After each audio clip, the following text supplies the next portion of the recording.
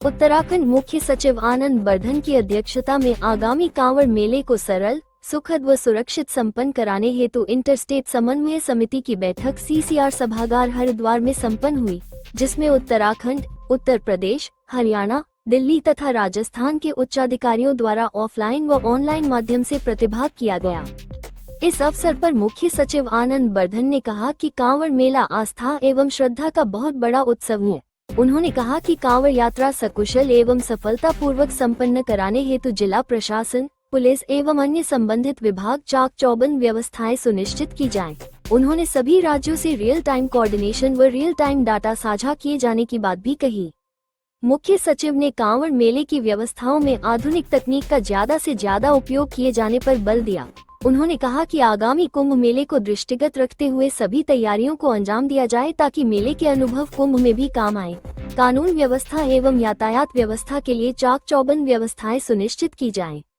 उन्होंने आवश्यकता पड़ने पर भेल पार्किंग का भी उपयोग किए जाने के निर्देश भी जिला प्रशासन को दिए। यात्रा मार्ग पर स्थित ढाबों और होटलों में सुरक्षा मानकों का अनुपालन हो, साथ ही रेट लिस्ट अनिवार्य रूप से चस्पा की जाए। डीजीपी दीपम सेठ ने कहा कि हर आयोजन नई चुनौतियां प्रस्तुत करता है।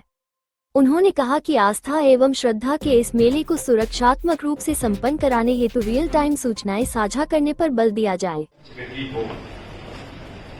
ऑनलाइन भी कुछ लोग जुड़े होंगे ना, they can also introduce one by one.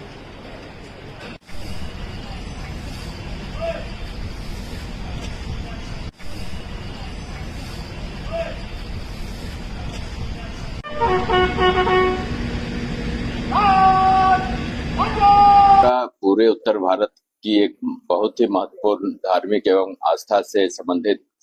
यात्रा होती है, और जिसमें सिर्फ उत्तराखंड ही नहीं अपितु उत्तराखंड के जितने हमारे पड़ोसी राज्य हैं सबका इन्वॉल्वमेंट होता है। तो इसीलिए हमारे जितने पड़ोसी राज्य हैं उनके वरिष्ठ पुलिस एवं प्रशासनिक अधिकारियों के साथ आज यह समन्वय बैठक की गई, जिससे कि जो हमारी कांवड़ यात्रा है 2025 की, वो किस प्रकार हम उसको सकुशल संपन्न करा सकें, और जो भी कांवड़ यात्री आते हैं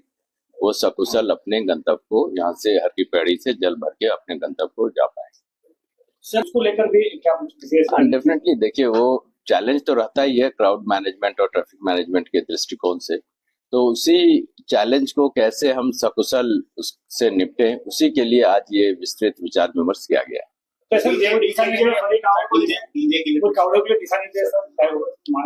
कांवड़ियों से तो यही अनुरोध है कि वो अपनी जो आस्था से आते हैं, जिस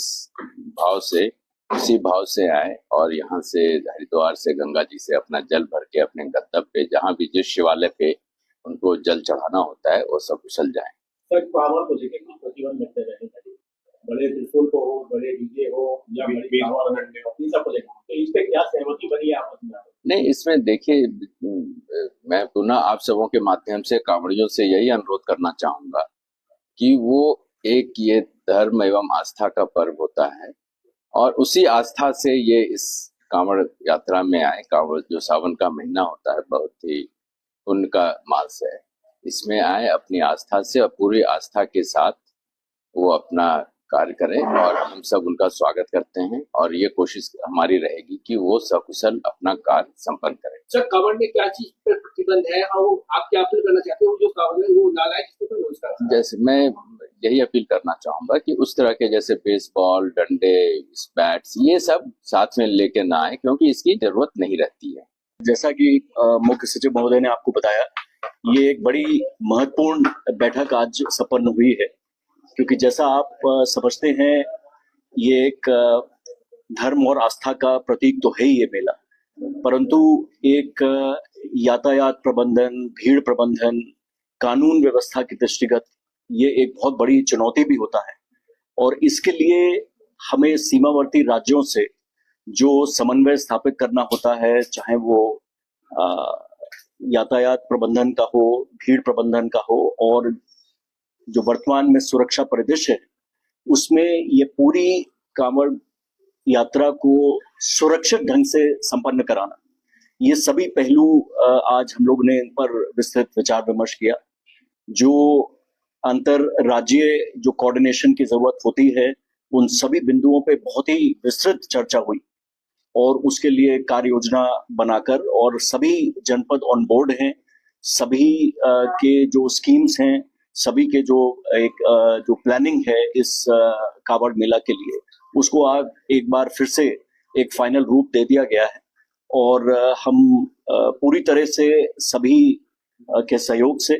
इस यात्रा को सुरक्षित ढंग से कराने के लिए पूरी तरह तैयार। वो भी यातायात व्यवस्था पे भी विस्तृत चर्चा हो गई है, और यूपी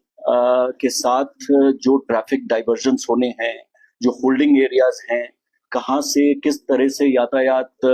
किन किन तिथियों में भीड़ के दबाव को देखते हुए प्रथम चरण में, द्वितीय चरण में, उसकी डिटेल प्लानिंग हो गई है। और कब तक हम नॉर्मल रूट चलेगा, किस तारीख से यातायात पे थोड़े से पाबंदियां लगेंगी, और आखिरी जो 3-4 दिन रश के रहते हैं डाक कावड़ के, उसके लिए किन रूट्स की क्या तैयारी रहेगी, उसकी बहुत माइनर माइक्रो लेवल पे चर्चा हमारी हो गई है। हमारे जो अधिकारी हैं वो सीमावर्ती राज्यों से लगातार समन्वय बैठक करके, और हमारे संयुक्त जो चेकपोस्ट हैं उन पे दोनों राज्यों के अधिकारी कर्मचारी रहेंगे इन सब व्यवस्थाओं को इम्प्लीमेंट कराने के लिए। जो इसके लिए विशेष कंट्रोल रूम्स राज्यों में बन रहे हैं, उसमें अन्य राज्यों के जो ऑफिसर्स हैं और कर्मचारी हैं वो यहाँ तैनात रहेंगे, और इसी प्रकार हमारे भी अधिकारी कर्मचारी सीमावर्ती राज्यों के कंट्रोल रूम्स में रहेंगे, जिससे कि लगातार रियल टाइम में सूचनाओं का आदान प्रदान, और किसी भी आकस्मिक घटना, कोई कंटिजेंसी होती है तो हम उसके लिए पूरी तरह तैयार है।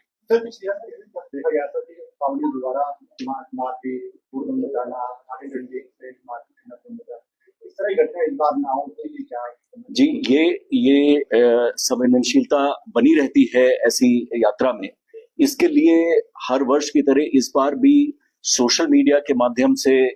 और व्यापक प्रचार प्रसार जो है वो हम लोग शुरू कर दिए हैं, जहां से कावड़ जिन गांव कस्बों से, जिन जगहों से जहां से ओरिजिन होता है उनका, वहां पर उनके पंजीकरण की व्यवस्था, वो आईडी कार्ड्स लेके आए, उनकी संख्या के बारे में, और जो डूज एंड डोंट्स हैं, क्या करना है क्या नहीं करना है, ये सब शुरुआती दौर में उनको ये सब सूचनाएं पहुंच जाएं, क्या चीजें प्रतिबंधित हैं, क्या चीजें उनको करनी है, जिससे कि एक बहुत ही ये जो आस्था का प्रतीक है ये यात्रा, हम उसी फीलिंग से इसको संपादित कराकर और उनको सकुशल वापस दें।